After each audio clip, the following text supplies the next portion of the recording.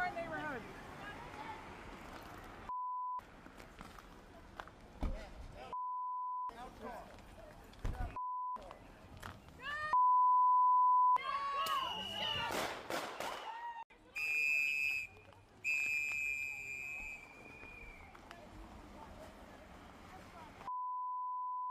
Get the out of our neighborhood.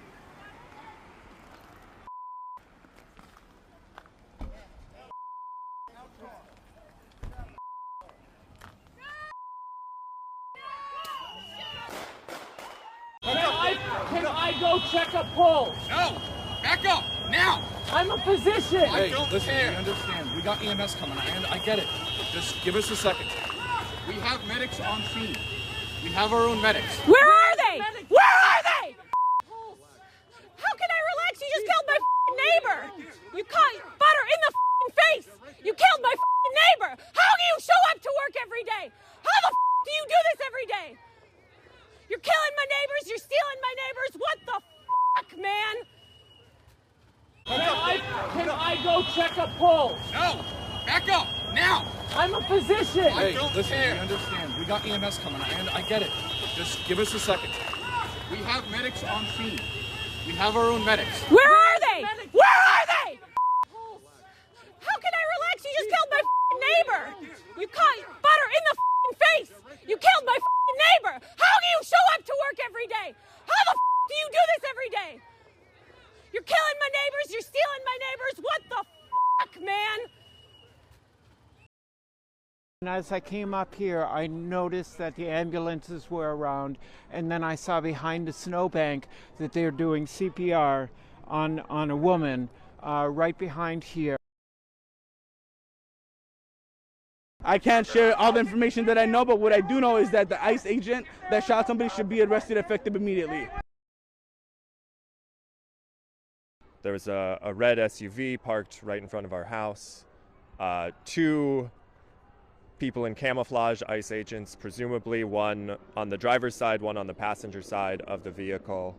A third person in also camouflage fatigues came and started pulling on the driver's side door handle, at which point the vehicle backed up a few feet and started driving forward. The agent who was on the driver's side originally, who was not pulling on the handle but had been there prior to that, shot 2 or 3 times through the driver's side window. The car drove a 30-40 feet and crashed into another car in the telephone pole. Anger and indignation that this could happen. Like, it was, in my opinion, completely uncalled for. The car was backing up and pulling forward, moving out of like the lane of like blocking traffic, and then shots were fired. For what reason, I can't say.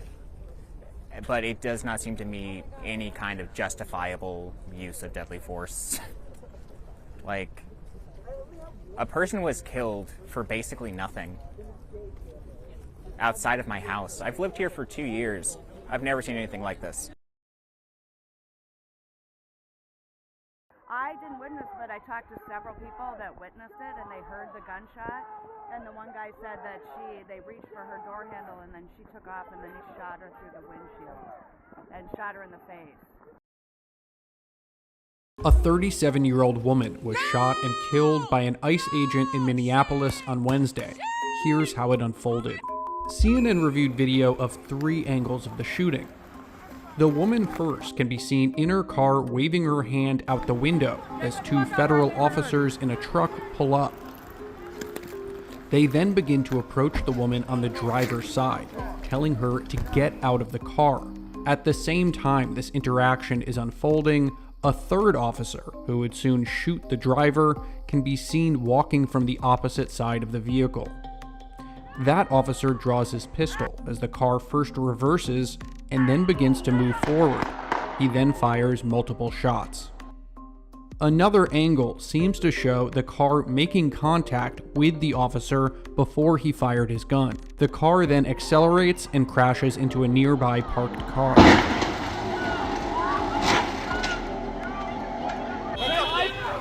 After the shooting, neighbors asked to administer aid, shouting at the federal agents. We have our own medics. Where are they? Where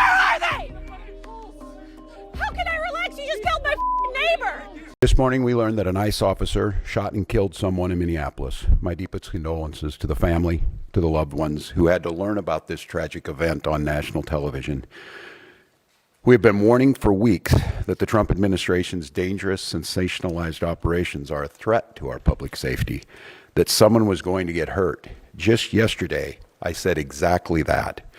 What we're seeing is the consequences of governance designed to generate fear, headlines, and conflict.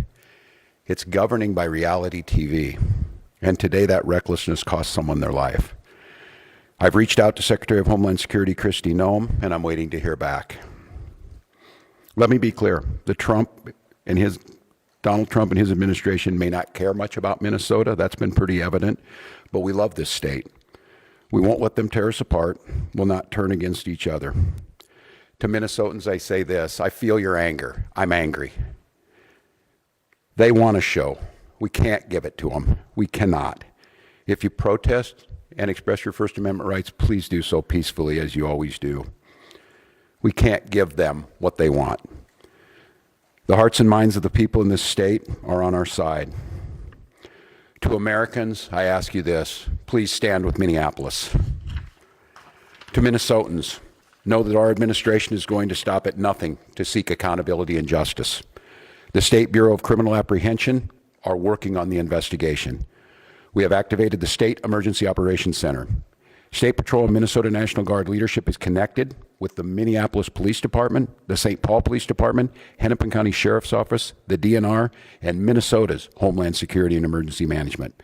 We have activated dozens of members of the State Patrol's mobile response team. And from here on, I have a very simple message. We do not need any further help from the federal government. To Donald Trump and Kristi Noem, you've done enough. There's nothing more important than Minnesotan safety. I've issued a warning order to prepare the Minnesota National Guard. We have soldiers in training and prepared to be deployed if necessary. I remind you, a warning order is a heads up for folks. And these National Guard troops are our National Guard troops. They're teachers in your community, they're business owners, they're construction professionals. They are Minnesotans. Minnesota will not allow our community to be used as a prop in a national political fight. We will not take the bait. We will continue to update you, Minnesota, as we get more information. You asked about a shooting that we just had in Minneapolis, Minnesota. It was an act of domestic terrorism. What happened was our ICE officers were out in an enforcement action. They got stuck in the snow because of the adverse weather that is in Minneapolis. They were attempting to push out their vehicle, and a woman attacked them and those surrounding them and attempted to run them over and ram them with her vehicle.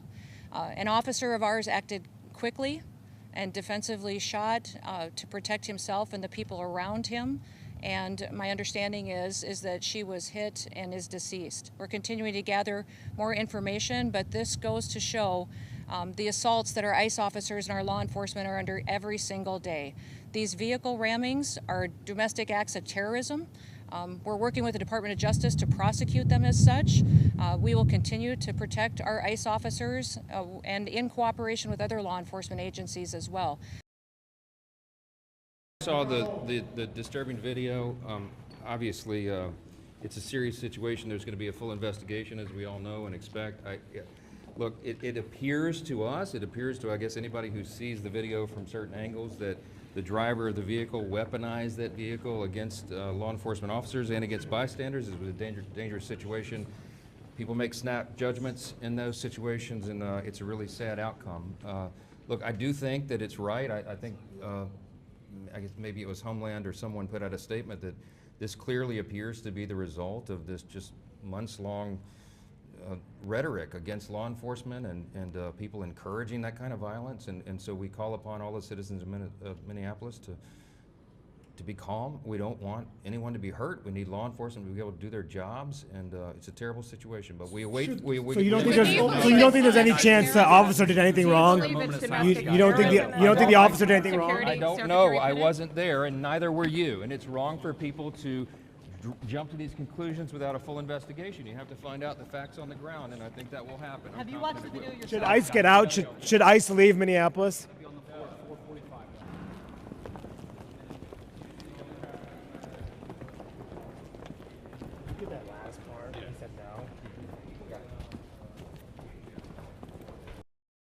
There's a lot of information that is swirling around right now, and we collectively are going to do everything possible to get to the bottom of this, to get justice, and to make sure that there is an investigation that is conducted in full. But what we do know is that a 37-year-old woman is dead and that she was shot by ICE.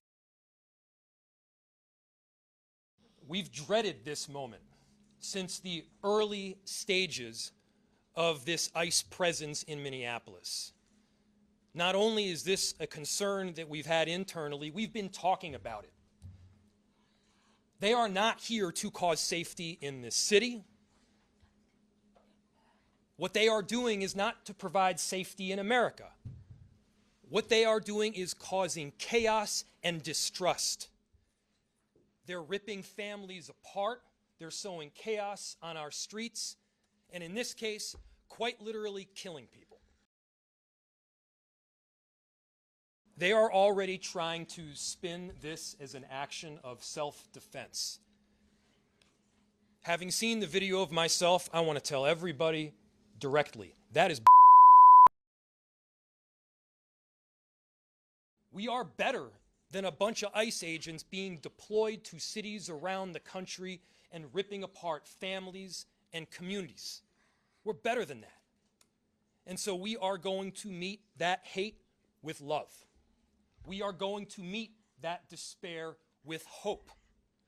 We are going to meet that injustice with constitutional justice ourselves.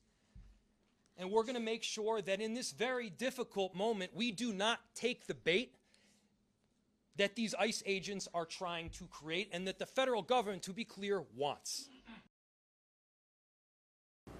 And let me remind you why we're all here in this city today and why we've been here.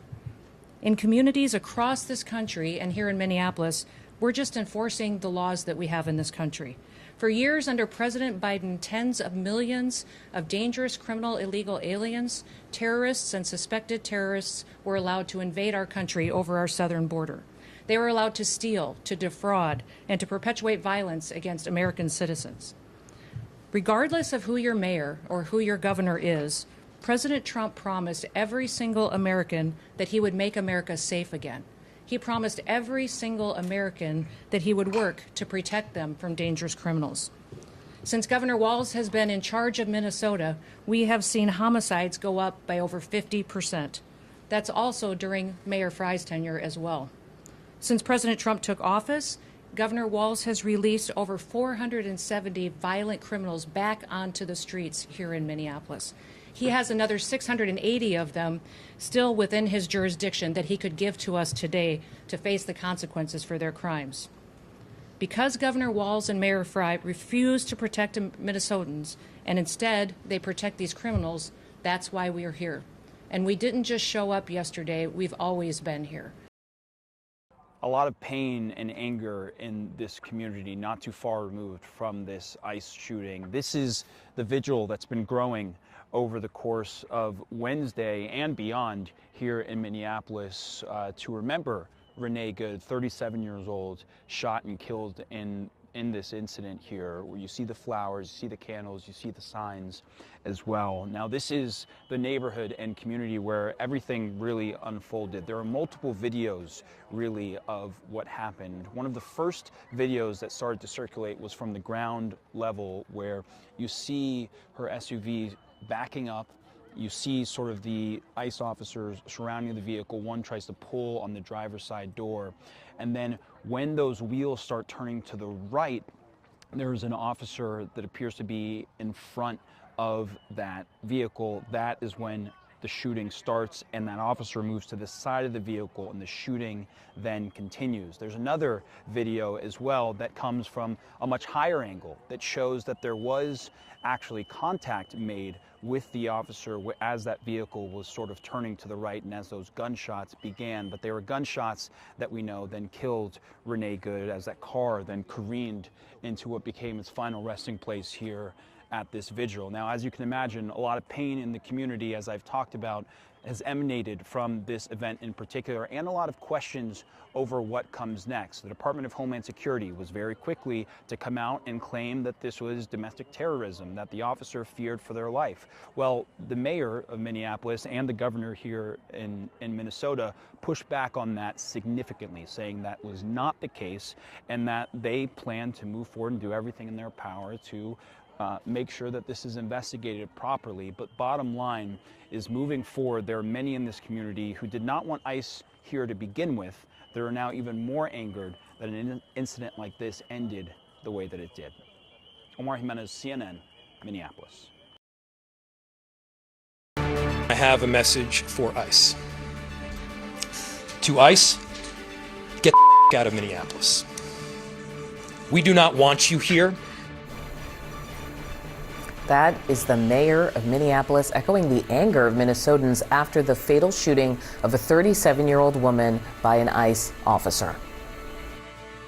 ICE out now! ICE out now! The killing drew hundreds of protesters last night in Minneapolis. At least 5 people have now been killed nationwide since the Trump administration's immigration crackdown began. To Donald Trump and Kristi Noem, you've done enough. There's nothing more important than Minnesotan safety. I've issued a warning order to prepare the Minnesota National Guard. We have soldiers in training and prepared to be deployed if necessary. I remind you, a warning order is a heads up for folks. And these National Guard troops are our National Guard troops. Governor Walz has not clarified what he will instruct the National Guard to do if ICE resumes its enforcement activities in his state. Joining me now in the group chat, Betsy Klein, CNN senior White House reporter, Mike Dubke, former Trump White House communications director, and Megan Hayes, former Biden White House director of message planning. I'm glad you guys are all here because, like any image of law enforcement death, brutality, involved shooting, we're hearing different narratives. This is what the president said on Truth Social. He described the person who was killed. The woman screaming was obviously, he called her a professional agitator. The woman driving the car was very disorderly, obstructing and resisting, then violently, willfully, and viciously ran over the ICE officer who seems to have shot her in self-defense. I am seeing this language echoed everywhere but the White House, that somehow everyone who protests is a professional. And that they are creating the problems that might be leading to their own, in this case, demise. Right, and in these sort of sensitive moments, people look to their leadership for that message. They want their leaders to take down the temperature. President Trump is not doing that. He immediately politicized this. He called her radical left, a professional agitator, as you saw. But he is also standing squarely behind ICE, behind Secretary of Homeland Security Kristi Noem. And the why they are there, they are enacting President Trump's mass deportation agenda. So there's some hope that the president's going to tone down his rhetoric, even inside the White House. He has no public events on his schedule today. We'll have to see if that holds. It's interesting because we heard that clip from Governor Walz, from the mayor. Very blunt at this point. Does it help or hurt, Megan? I don't think it hurts. I think that they need to take control of their city, and what happened here was murder. They are not trained to shoot at a moving vehicle. That is not in their training. But also, let's remember the context of why they are there. From a right-wing blogger who posted something about Somalian fraud, which the state of Minnesota was already on and already knew about. And so that is what this surge is about. So I don't want to lose context of why that they are there. But also, I also want to point out, the Obama administration also had deportations and also deported more people than Trump is. And there weren't these protests, there weren't these raids. They did it in a humane way. They gave people due process. So there is a way to enforce immigration policy here. That is not what the Trump administration is doing, which is constantly turning up the rhetoric and creating more chaos. Mike, can I get your response? Yeah, I'm going to disagree with Megan on this in terms of turning up the rhetoric and turning up the response. I think we've got a culture right now of speak first, think second, and part of that is from the president, but also from the mayor. The only voice of reason I heard, and I am not a fan of Governor Walz at all. I think there was fraud in Minnesota. Yeah, the reason why they were there is really governor's lack of oversight on the federal programs, and we can talk about that later. But they all turned up the rhetoric. And right now, to Betsy's point, we really need to turn it down.